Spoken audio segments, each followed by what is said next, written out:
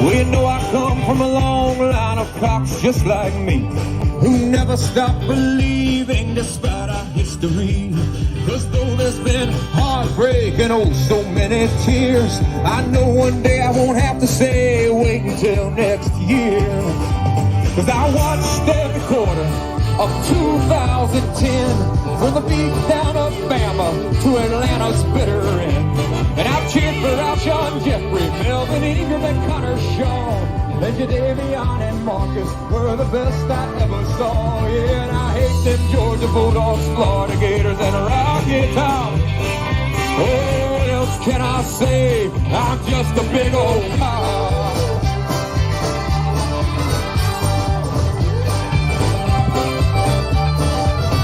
Yes, and when I die, I have just one request. So if you could, would you promise me this?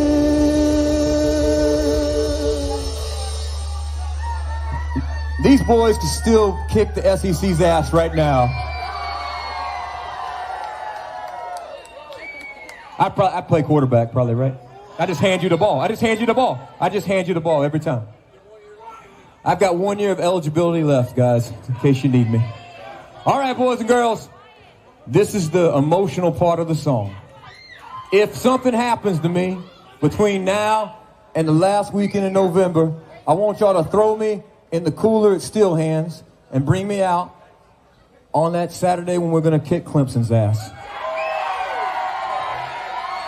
And we're going to have one hell of a party. We're going to have, Ryan's going to be there, Corey's going to be there, Eric. Oh, that's right. Oh, he was good. Yeah. Hey, Ryan Maddox right there. All right, so listen, boys and girls. We're going to have a hell of a tailgate party if that's where, and even if I don't die, we're still going to do it, okay? And the Midnight Choir is going to be there. And this is how it's going to go down. Coach Beamer's going to show up too. Who else is here? Any more Gamecocks in the house? Any more former Gamecocks still here? Hey, I will tell you this. Tanny Hill, not text. You know he got in a wreck a week or two ago. He said he's got some tests they're doing on him, but we all got to wish Tanny Hill well tonight, all right? So let's have a little moment of silence for Steve. Hold on, come on. And now give him a big Go Cocks. Come on. Because who doesn't love a mullet on a big, quarterback, You ready, Corey? You ready? I'm ready. Here it goes, boys and girls. Put a keg on my coffin inside the state fairgrounds. Serve chicken and biscuits with all the fixings. Gather everyone around. Have Coach Beamer say some words. Let Hootie lead the choir. And then send the boys off to destroy them damned old Clemson Tigers. Cause I heard all the stories of the brave George Rogers. Now back in 1980, he made the whole nation holler. And I've seen that photograph of young Steve Tanny Hill up at Old Death Valley, signing his name on the field. Yeah, and I love to hear 2001 if Bill Williams tries to rock. Oh, what else can I say? Hey, till my dying day, I'll be a South Carolina Gamecock. Yes, I will. Yes, I will. Hold on.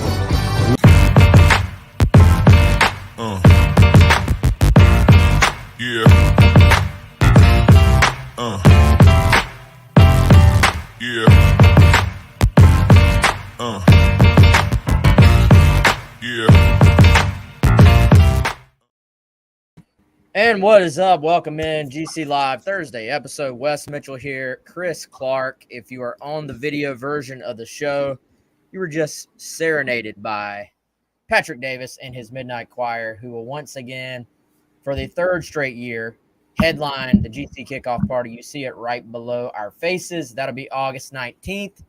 Get your tickets now. VIP tickets going fast. We got plenty to still be announced on that as far as our run of show. But I can tell you that those who went last year know you had the opportunity to meet several. I don't even think several is the word. You met a ton of South Carolina student athletes. You'll get that opportunity once again to hang out with them. Of course, VIP tickets come with a certain number of free drinks, some free food, opportunity to hang out in the tented area. This year, I think there's going to be maybe an AC area you can hang out in the back. So plenty more details to come, but go ahead, get your VIP tickets now. And of course, our charity aspect this year will be the Beamer Family Foundation. Plenty to get to. We'll tell you about Clint Hammond here in a second. But Chris, whenever the preseason schedule comes out, man, I'm like, all right, this thing is here. Soon we'll be trying to gather, hundreds, thousands of words worth of insights from 15 minutes of practice. Soon people will be asking us how the offensive line has looked when we're not in pads and we're not able to watch 11 on 11. But this is what we love. College football is upon us. I can't believe it. It has absolutely flown by. Wes, I was thinking earlier today, school's starting back in like 2 weeks. College football is really technically starting back even sooner than that because we're going to have practice. And so it's crazy. It's different than back in the day. It's different than the going out to the proving grounds and got the trucks backed up, tailgate down to the bushes, looking out over the fields. We don't get 15 open practices, but we do get to go out there and check out some things. And we typically try to pack a lot of notes, a lot of notations into those short viewing windows that we get. And I think we're going to learn a lot, actually. Some of it's going to be based on what we see. A lot of it's going to be based on what we hear. And this, if nothing else, we know it's always going to be an interesting season in Columbia. So this is kind of the advent, the signal, the beginning of what's going to be another interesting, entertaining season.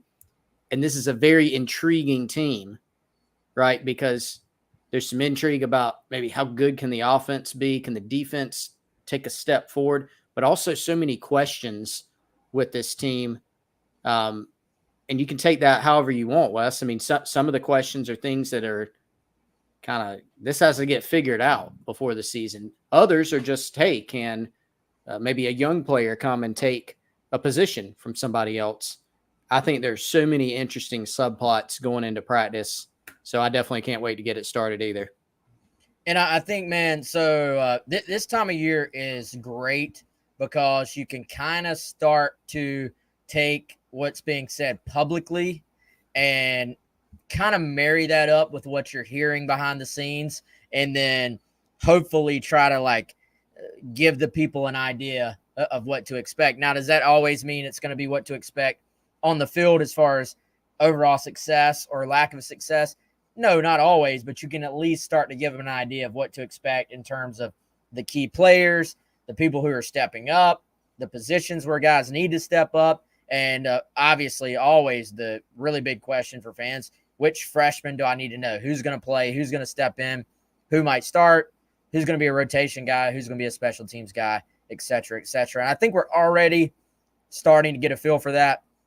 But many of these things, many of these rotation questions will only be solved once you actually have some practices and, they get rolling. So South Carolina reporting 1 week from today. If you are watching this live or listening to it on the day we recorded it, that would be Thursday, the 27th. So 1 week from today, South Carolina will report. 1 week from Friday, they will have their first practice.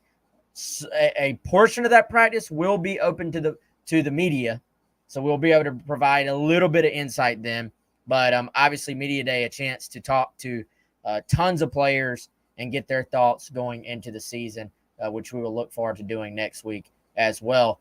Birdies with Beamer was yesterday, Chris. Always a great event. I said this on the radio today. I'm glad they brought it back. I think it's good for everybody involved. But, I think we started to crack the shell a little bit of maybe, hey, here's what the coaches themselves are concerned about. Hey, here's what the coaches themselves aren't concerned about. There's always some coach speak, but you do start to learn a little bit if you read between the lines enough about where their heads are at.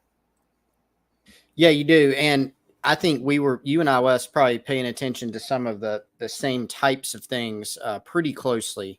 And I know we got a chance, for example, to talk to Montario Hardesty, just sitting there at the table, and had some really interesting insights on the running back position, which of course has been a question position.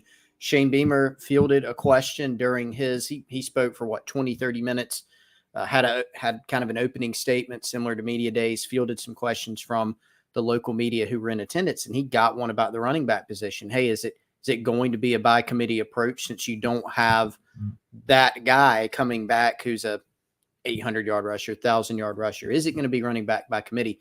And so we heard from Beamer on that, but you and I also got some insights, Wes, from Montario Hardesty on that situation, whether it was, hey, what do you think about each of the running backs on the roster and their ability to contribute? And then what do you think about the whole running back by committee thing? And I think a lot of folks, myself included, want an answer kind of right now. Who's going to take the most carries this season at running back? Who's going to be the starter in game one? How will the carries be distributed? And I think what we have learned is that we will not know probably until, I don't know, conservatively midway through preseason, probably. Right now, we don't know. Is there a guy who, when they get in a scrimmage situation, is going to be number one out there? Maybe. Could that change from practice to practice? Possibly, maybe even probably. The fact is USC has some guys that they feel like can be quality backs on the roster. Not upper echelon SEC. Again, they don't have a 1,000, 1,200-yard rusher returning. But do they have some guys that can be, more than serviceable on this roster? I think so, especially getting Mario Anderson was big. Got Juju McDowell. DeCarrion Joyner made a successful transition, and it appears that DJ Braswell, Wes, has been as advertised.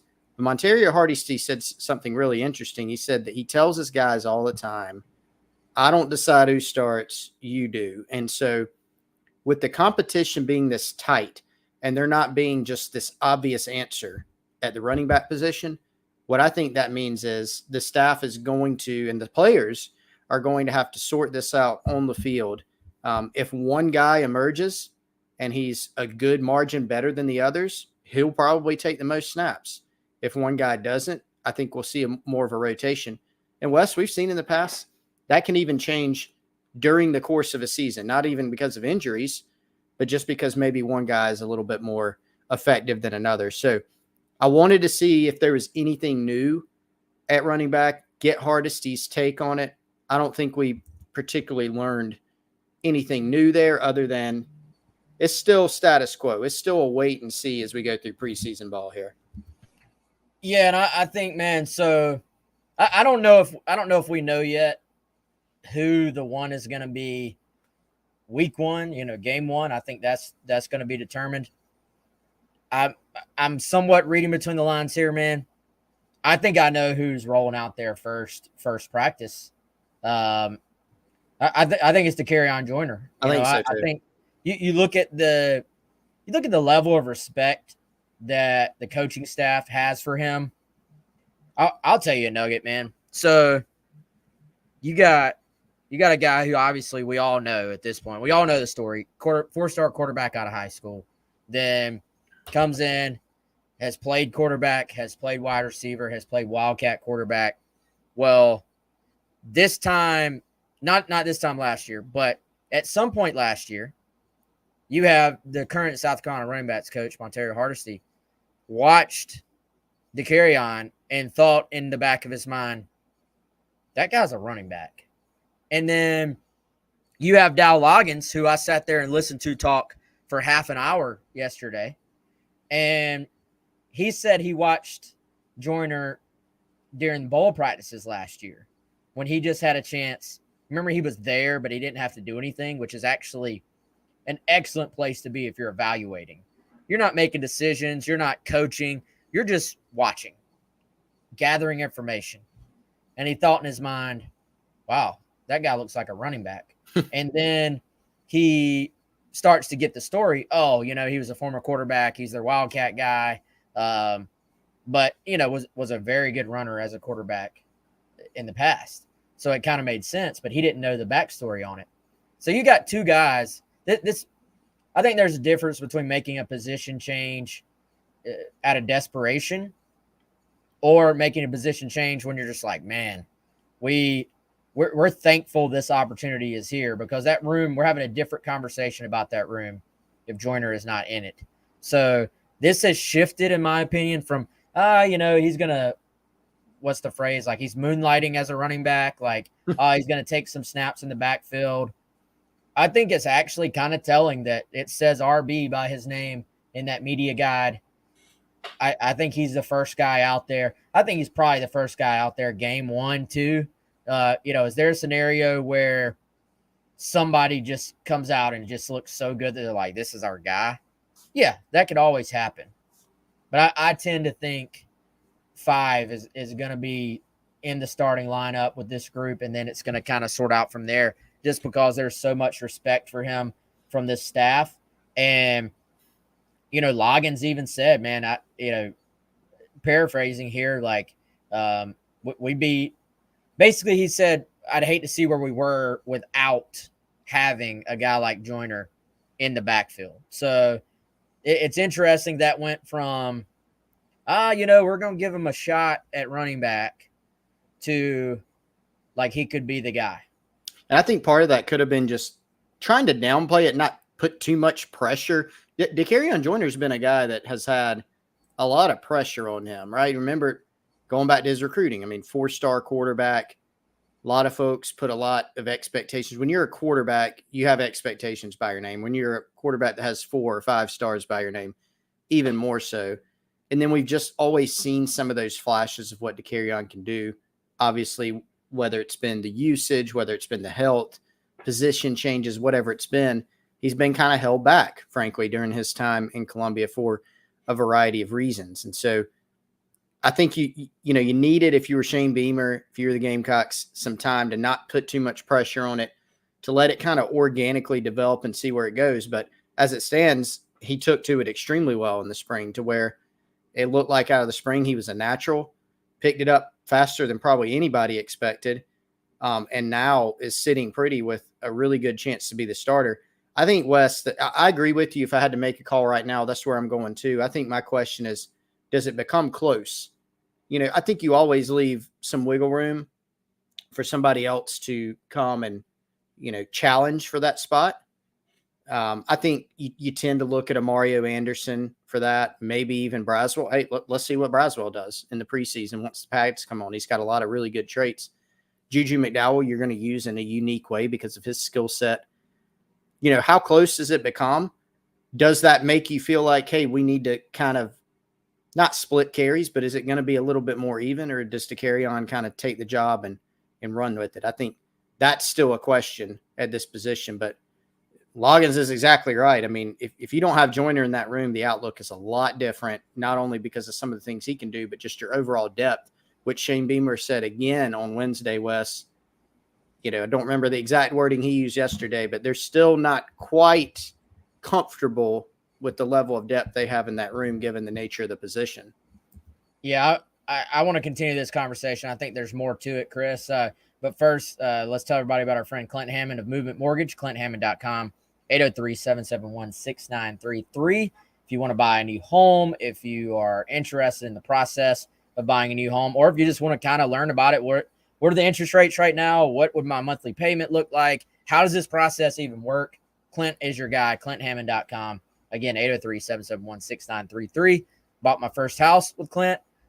Bought the house we're in right now when me and my wife got married with Clint, and cannot recommend him more. He's the man. He took care of us. He'll take care of you as well. So, Chris, a couple of things kind of caught my attention when Hardesty was talking.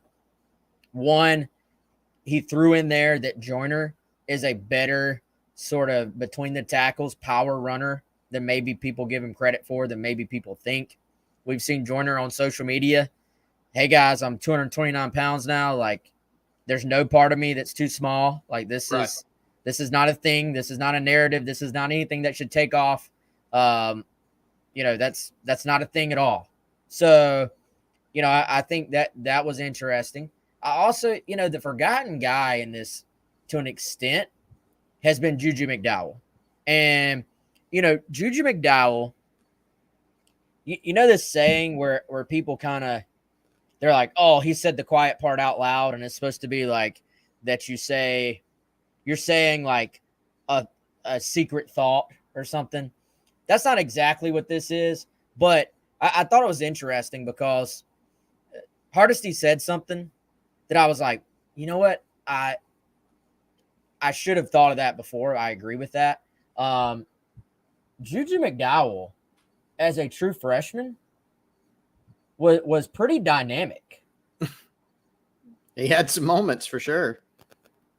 I think we're forgetting how much attention he generated in practice and when he first arrived.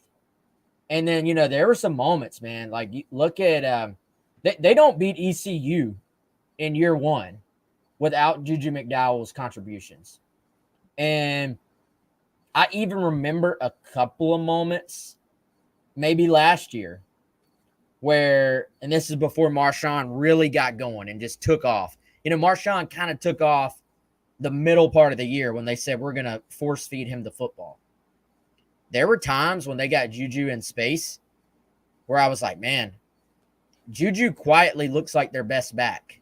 And then, again, paraphrasing, Hardesty was like, Juju was dynamic in year one. But then there was times last year where it just didn't seem to quite click. There were times where he's getting hit in the backfield before he could get going. And he didn't have the year I personally thought he was going to. And now I think in my head and a lot of people's heads, we've sort of slotted him as like, okay, this guy is just a third string type, change of pace back. These other guys are going to pass him. He's going to play, but it's going to be here and there. Is there a scenario, and I know they've wanted Juju to continue to gain weight. That's another part I think we've all sort of thought, maybe said out loud. Now it's been said out loud by the coaches as well. Like, we just want him to keep putting on some weight. Is there a scenario where Juju McDowell kind of comes out of nowhere and is the guy that we're talking about, not as a 25 carry guy, but as a 16, 17 carry guy? That's another point I want to kind of make clear. When I say stuff like Juju McDowell has a unique skill set and honestly tend to mention him like last in that group, I don't want that to be mistaken for like him being an afterthought, because I totally agree with what you mean. What I mean by all those things that I've said about Juju is when you come out and you're playing an SEC game, you're not coming out and running the ball 3 times inside zone with Juju McDowell. I mean, you're probably not doing that, right?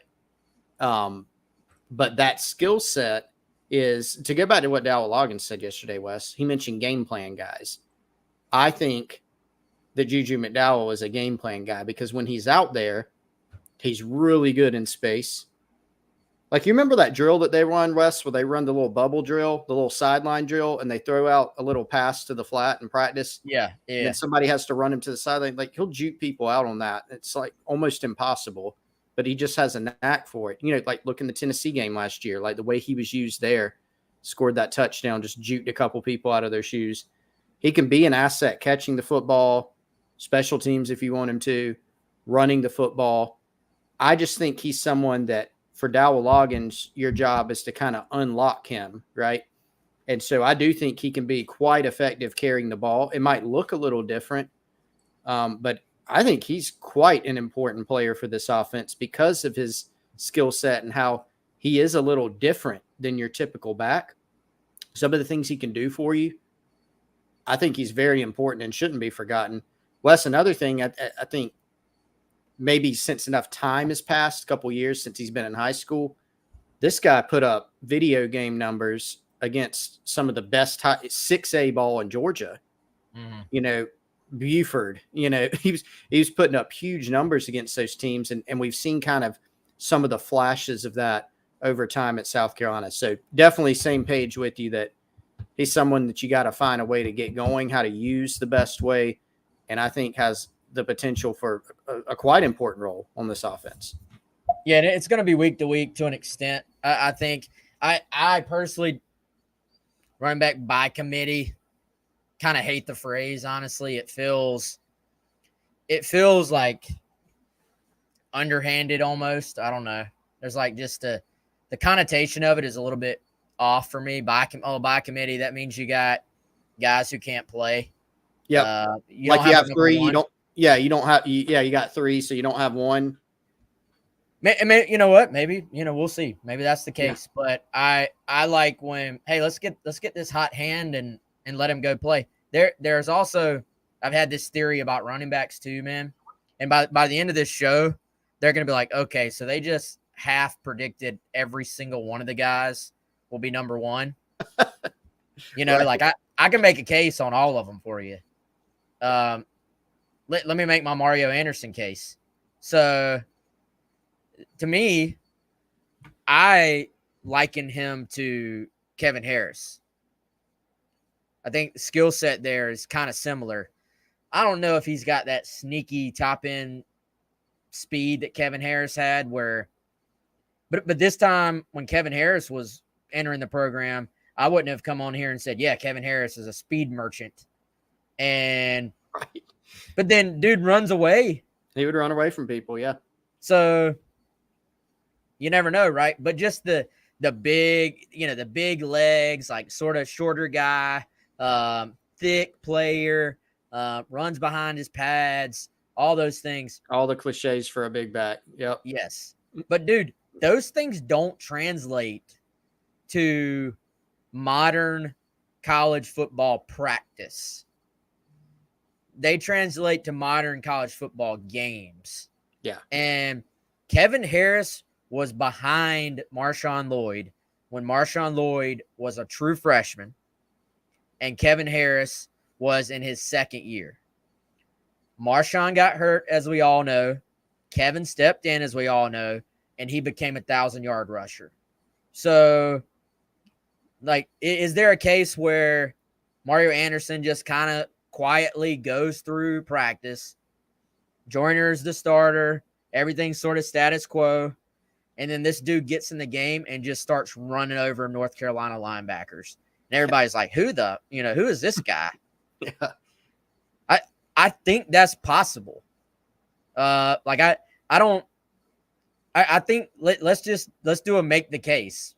Like, let's just call it what it is. We can make the case for all four guys. So we've kind of made the case for some of the others already. That's my case for Mario Anderson, where in this scenario, there's probably not a ton of preseason camp hype. Oh, this guy's amazing. But I think it's just a quiet, steady, does what's asked of him, gets in a game and starts putting his shoulder into people.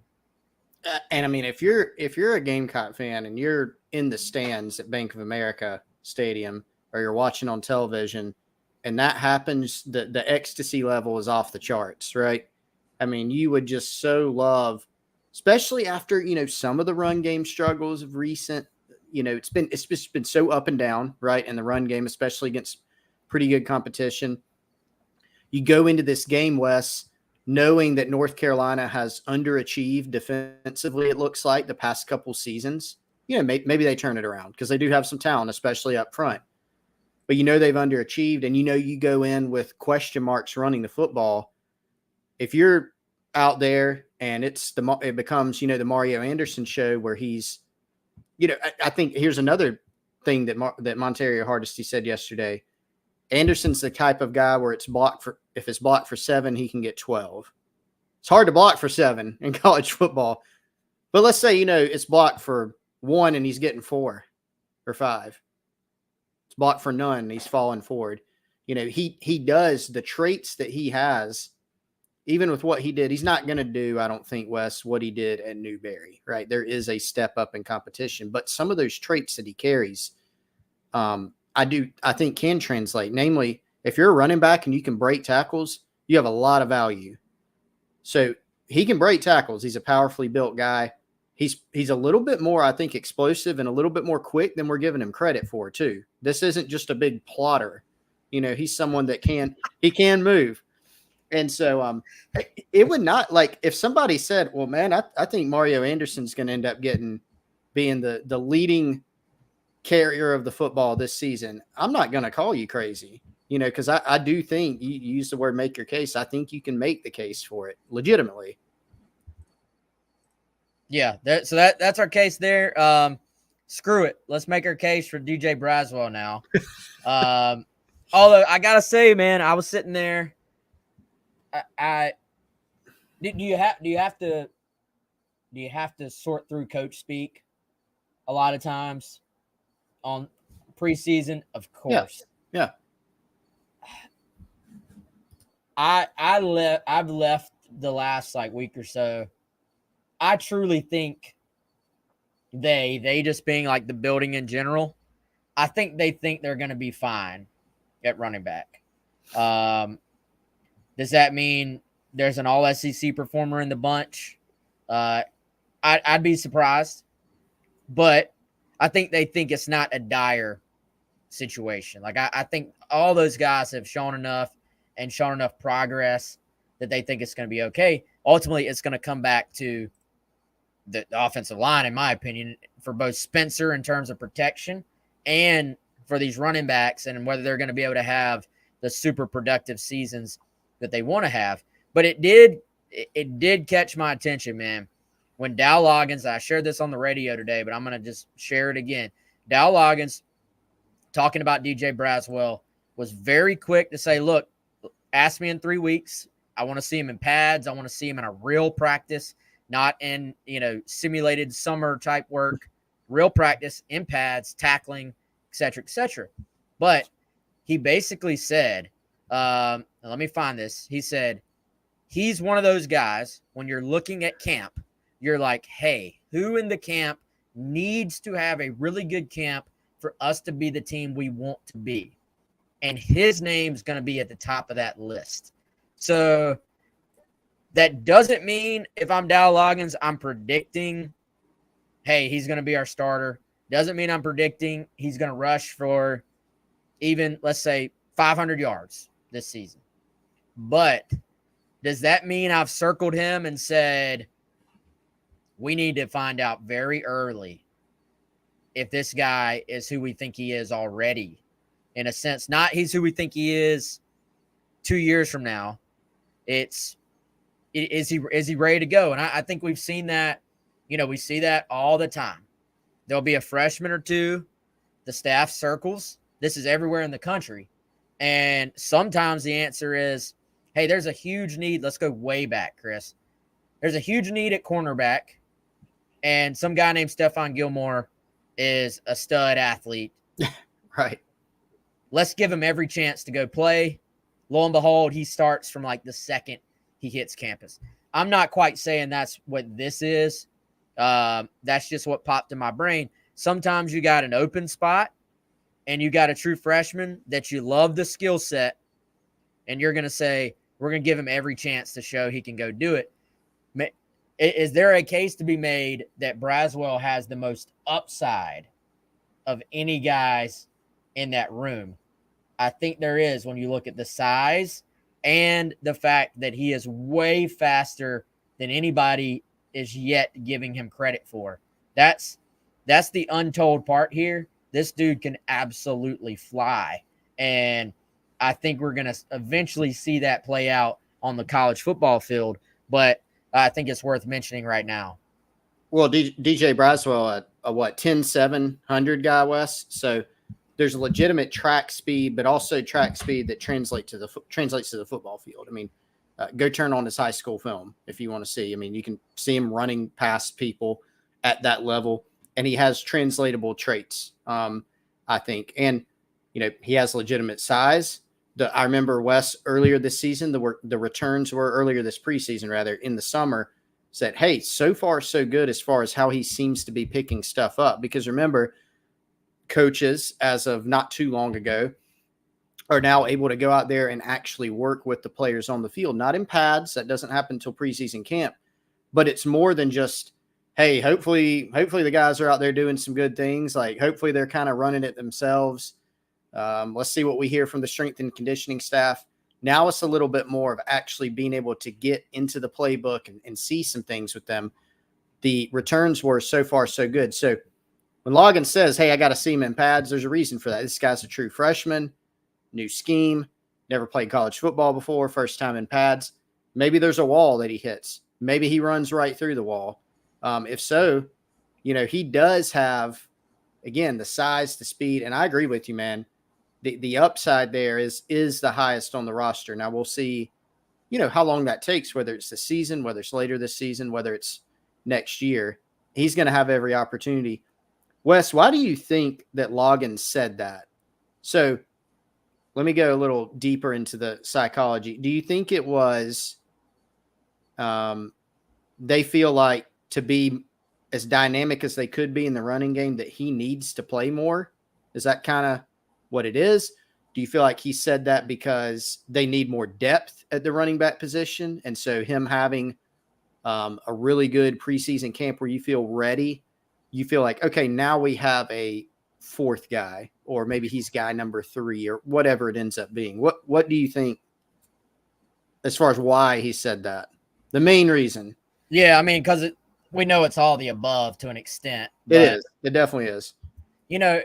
The amount of calm he talked about Joyner as, he didn't say he's number 1, but that was just my takeaway. Like they're comfortable with Joyner being, quote, the guy to start. But I just took it to me as like, all right, this guy has tremendous upside. We know Hardesty, if he had his way, he wants bigger backs out there if possible. And I think they're looking at Braswell saying this guy already is big and he obviously is fast. And so I think they're probably saying if he can be who we think he is, yes, he provides depth, but maybe he ultimately, does he take over the room?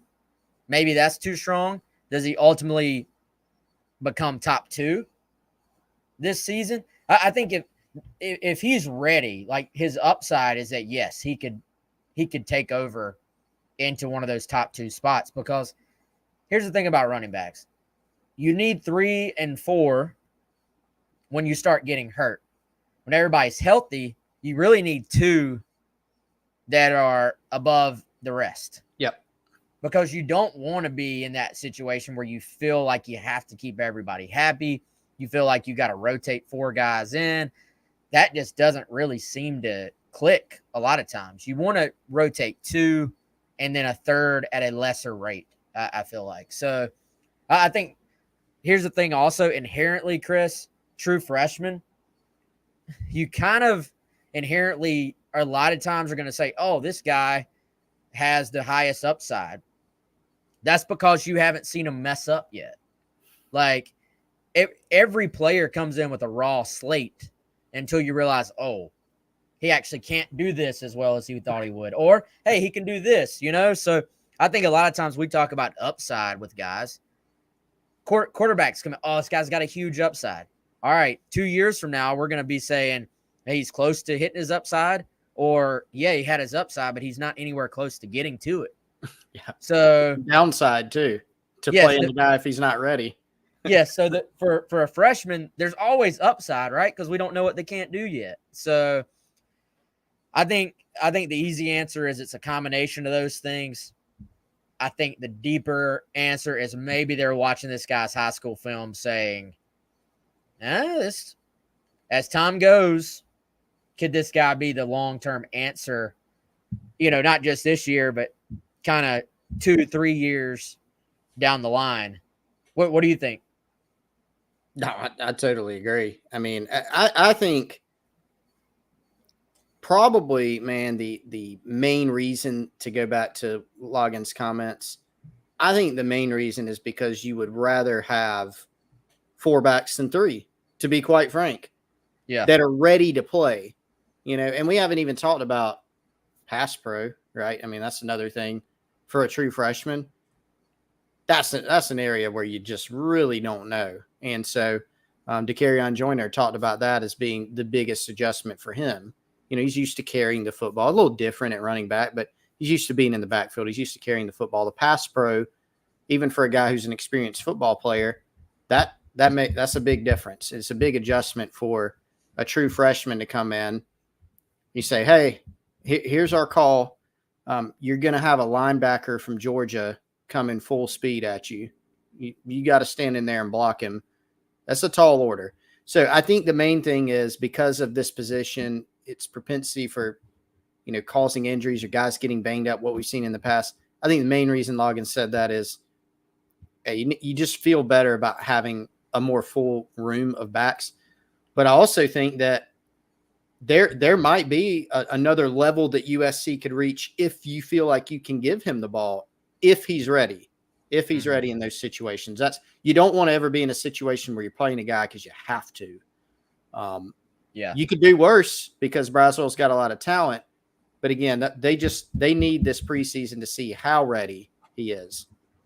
Yeah, that just gave me like a vision. Like you got this 5-star. I'm sure this is what keeps coaches up at night, man. Once the ball is snapped, they got as much control as you and I do in the stands. They're standing over there watching, and you're counting on this guy who was going to prom a few months ago to block a 5-star Georgia linebacker, a senior. Who's been in their weight program for 4 years. Yeah. And him getting in the way is the difference in Rattler completing a pass or not. It's like. And possibly getting hurt. Yes. Yes. Yeah. And when we played NCAA football back in the day, you could just cut your console off and let it not save what happened. In real life, it happens, even if you didn't want it to. So I can see why coaches don't sleep, man, going into a season, all the different scenarios that could play out. It's tough. But yeah, all right. So that's our fairly complete. We didn't even make this. We didn't call this a running back preview, but I guess we probably should. That's what it ended up being. That's where it is. But those things caught my attention yesterday, just from what we heard from, the staff and from Beamer as well. Let's see. We're about 40 minutes in. So Chris, let's tell everybody about our friends at Liberty Tax, 803-462-5576. Overcome your taxiety. Right now, a great time, Chris, to get ahead on your taxes. I know you and your wifey did just that here recently. Yep, sure did. We met with Larry at Liberty Tax. We followed up with him a couple times, Wes, even since our meeting. That's the thing. It's not even tax season. It's July 27th. Larry is helping us get ahead for next year. He's done some outstanding things. If you've had others do your tax returns in the past, if you've done them yourself, you can go to him. You can take a look at what you've done in the past. Make sure that you're doing everything you need to do. Plan for the future. If you're a business owner, if you got a side hustle going on, especially, really good thing to have a professional look at your taxes. So we have been extremely pleased with Larry and the team at Liberty Tax. Done some awesome work for us. Super glad to be partnered up with those guys. No doubt, man. Again, shout out to Larry, 803-462-5576. Got a question here that I think is worth hitting, Chris. Wants to know, do we think Kilgore gets playing time this season? Looks real good in the spring game. Got the size already also. Yes. I think the easy answer is absolutely. He was a guy that actually was brought up to us fairly recently as being someone who has looked the part. I think, unless DQ Smith ends up playing nickel or kind of having to play nickel, let's just assume, because it seems like this is the plan, Eamon at safety, DQ Smith at safety. You look at kind of that next line at safety, the 2-line, second string group. I think Kilgore is probably right there, right? Like I think you'd probably say Kilgore and Peyton Williams. I know he dealt with some injuries in the spring. If there are no effects there, if he's good to go, then I think those are my next two. That is sort of going off the assumption that I would have Spalding at nickel, I guess. If somebody else just steps up and takes nickel, then is Spalding your next in line at safety? Probably. I tend to think the way Gray operates, I think it's probably going to be DQ, Eamon at safety, Spalding at nickel. Those are kind of your ones entering camp. But I think Kilgore and Peyton Williams probably are my two, I guess, favorites to be the backups at safety. I don't think this is a hot take, Wes. I think Kilgore is easily in that second group. And he could be a guy. I think preseason camp will tell the story, but based on the spring, he was an early enrollee. I think it would not be a surprise if he's pushing for more playing time than just being a backup during the season. With, again, you mentioned Torian Gray. He's not afraid to play guys early. He's not afraid to cross-train guys. I could see a scenario where he says, look, I'm going to find a way to get the best 3 non-corners on the field at safety and nickel. He might decide Kilgore is one of those guys. So now I'm playing, just kind of making this up, I'm going to play Eamon and Kilgore, and I'm moving DQ to nickel, or I'm, where's David Spalding? Spalding and Smith can play nickel or safety, maybe I'm putting together some different packages where I'm playing Eamon closer to the line as he has a lot. I want Kilgore out there because of his range, his size. Our buddy Kev Roche, shout out Kev, he sent me, a lot of the players, they must have gotten their pictures back. It's like when you get the proofs back for your school photo. They've been posting them on social media. And Kilgore got his and put his out, and he looks like a monster. This dude does not look like a freshman. And if you watched, people talk a lot about the spring game. If you go back and watch the spring game, Jalen Kilgore definitely flashing in that game. Flashed all spring. The staff seems super high on his abilities. So, yeah, that is a long-winded answer, Wes, saying there's no doubt in my mind that he's up there and he's gonna make a push this season. Well, and dude, I haven't heard a single thing about Kilgore himself just playing nickel, but he could do it. Yeah, so it's tempting to think about it. The skill set is there. Is it an easy move though? If you were just like, man, these are 3 of our best, it's very easy. Just say, all right, DQ, we wanted you at safety, but you played a ton of nickel last year. I don't even really consider that a position move because he's done it so much. He stepped right in. People forget DQ was playing safety as a guy who played quarterback in high school. He was playing safety last year, and then some guys got banged up. Next thing you know, he's starting against Georgia at nickel. So, he can step in there and handle it. Do you sometimes match up, later in the year, they say, look, we got to match up with Jalen Hyatt. We're going to put Cam Smith back at nickel and slide DQ back to safety. You can do all those things throughout the course of a season, week to week. But, yeah, man, Kilgore, you just do sort of get the sense he's going to be one of those guys they say has got to find the field and has got to play. And, man, I was saving this for some of my notes I was about to throw out, hopefully today, but it's worth going ahead and mentioning. Finally got the confirmation I was kind of waiting for. Is Vakari Swain who we thought he was? From what we were told, yes. As far as athleticism, ability, looks like a guy who, like we thought, actually is capable of playing DB or receiver. Super athlete, great ball skills. And, I think you look at that cornerback spot, Chris, there's a great case to be made that I think Swain and Kilgore, are they out there? Kilgore probably is. Is Swain out there with the second team practice 1? I don't know. That might be Emory Floyd. That might be one of the other guys who's been around, Isaiah Norris. Quan Banks. Yeah. Is Vakari Swain on the 2 deep by week 1 of the college football season? I'd be willing to bet yes. Yeah, I thought you had a little bit more there. No, just that. It would that would not surprise me at all. And if not week 1, later, mid-season. You never know. And that could be an injury. It could be Swain continuing to develop.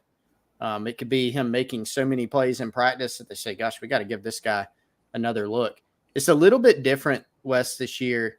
Dial and Fortune, I think you feel pretty good about, especially Dial. I think Fortune, I think if he plays this season like he did in the bowl game, you feel pretty good about that spot. You probably don't feel Cam Smith and Darius Rush good about it, right? 2 NFL draft picks. But Dow and Fortune have ability to be players, professional players one day. But the point is, it's probably not quite as locked down as it has been. And so there's always room for a guy to play some extra snaps, whether it's because injury, some type of rotation. We saw Dial West play a good many snaps last season, and he wasn't a starter, and he still played a pretty important role as kind of a third corner. Maybe that's the role for Vicari Swain.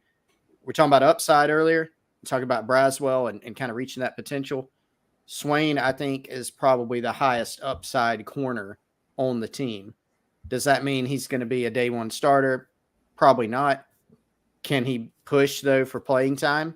Can he push into that 2 deep or maybe even a little more by season's end? I think that's entirely possible. Yeah, that's the guy we've kind of been on that train of thought ever since South Carolina landed him, I think, Chris. But also, you never know, and you want to kind of hear that confirmation. Sometimes you hear, "Hey, man, this guy just ain't quite ready." Other times you hear, "Hey, he is what we thought he was," and starting to hear some of those takes roll out. And so I think Swain. I mean, is there a scenario where Swain ends up starting by the end of the year too? I think that's on the table. Again, the beauty of right now, we're all going to find out. We're all going to see it play out. All you can do is take the information you got and try to project it out the best you can. Ultimately, the guys are going to determine that, how they play and how they react to everything that can happen, in a preseason camp. But, I mean, trying to go through freshmen in my head right now, Chris, the list is growing. Yeah. So let's go in reverse order just because I'm thinking about them right now, this second. Swain, yes. And when we say going to play, again, this means avoid redshirt, play more than 4 games. I think Swain, yes. Kilgore, yes. You look at, we've talked about Elijah Caldwell, Nick Carber at receiver, yes. Marquis Anderson, yes. DJ Braswell, it sounds like if he can do what they are hoping, yes.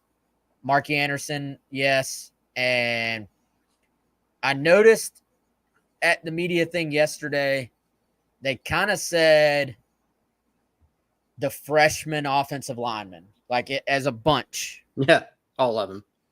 So I think that probably means, hey, law of averages.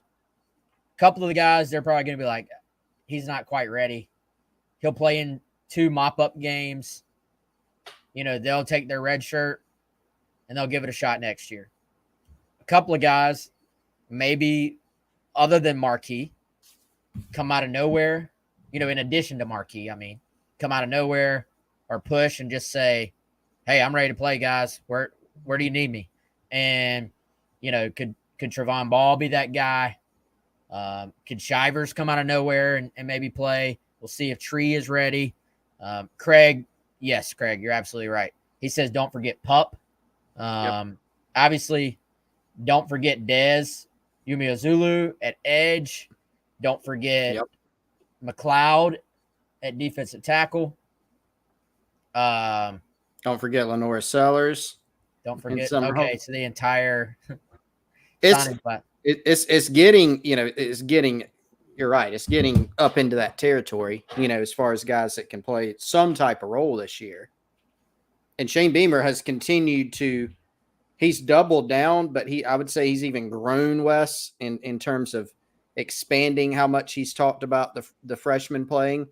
I think he mentioned it again yesterday. He said, hey, I said it at media days. I've said it plenty of times. We're going to be playing a freshman at every spot, and a lot of times multiple spots. So that the majority of the class, if you look back at the 2023 class, it's the majority of the class now that's probably going to see some type of action, and then a decent chunk of those are probably going to be guys that are over that 4-game threshold if you had to kind of project it out right now.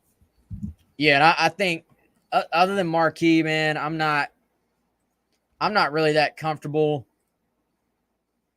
kind of trying to pick through the other offensive linemen just because we have not seen them, in person yet, in a Gamecock uniform yet. So I think it's hard to kind of sort through those guys.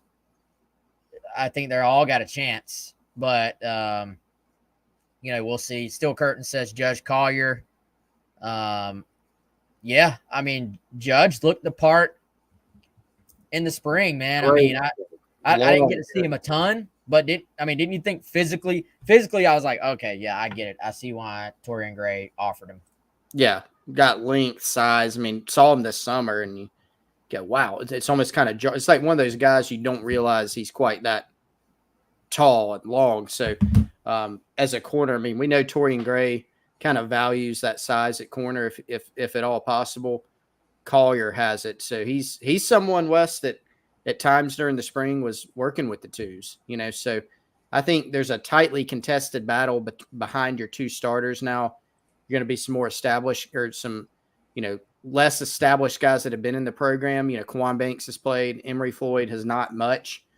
Those two guys have some talent. They'll be in there. But then also the freshmen, Swain and Collier are guys to watch out for as well. Yeah, Collier, I mean, when I first saw him, I think he was wearing 20, and he looked like Ross, the safety from last year, that never really got to play much, but he looked like him physically. And so that gives you an idea of his size, his length, and his just stature so far. All right, y'all, before we get out of here, going to tell you about our friend Andy at myperfectfranchise.net. You as well can find your perfect franchise at myperfectfranchise.net. Contact Andy. Email address is andy@myperfectfranchise.net. Cell phone number is 404-973-9901. And you can text that number. You can call that number. If you email Andy, you can set up a one-on-one appointment with Andy. And what Andy does essentially is help match you if you've ever thought about owning your own business, your own business franchise, with a franchise that fits you. If you're ready to leave the corporate rat race for the American dream, or if you're just looking for a side hustle while continuing to work your current job, if you're wanting to diversify, build wealth, and or leave a legacy, Andy can help you. He is a franchise consultant. He also is a franchise owner. He helps people find franchises that fit their skill set, financial requirements, time to commit, and more. His services are 100% free. He is here to help you have any questions about business ownership. Again, Andy Luedecke, 404-973-9901, myperfectfranchise.net. Chris, any final thoughts? Final thoughts. Go get yourself a VIP ticket for the Gamecock Central preseason kickoff party at Steel Hens Brewing. Go check out GamecockCentral.com. Wes, the rest of the crew, you included, you're in that. Working very hard on content. Lots of stuff going up from Media Day and other things. Lots of stuff going up on GamecockCentral.com. But I think that's all I've got for this show. Yeah, Wes has dropped the link in the chat there. Go get yourself preseason kickoff party ticket. Can't wait to see all y'all there. About 3 weeks away, Wes. 2 weeks, something like that. Dang, we better get on it, huh? Better get on it. Yep. Excited. All right, y'all. Appreciate it. As always, hope to see y'all there. Season right around the corner. Looking forward to being here for the journey. As always, I appreciate the support. Appreciate our sponsors. Appreciate Chris Clark. For Chris, I'm Wes. Y'all have a good one.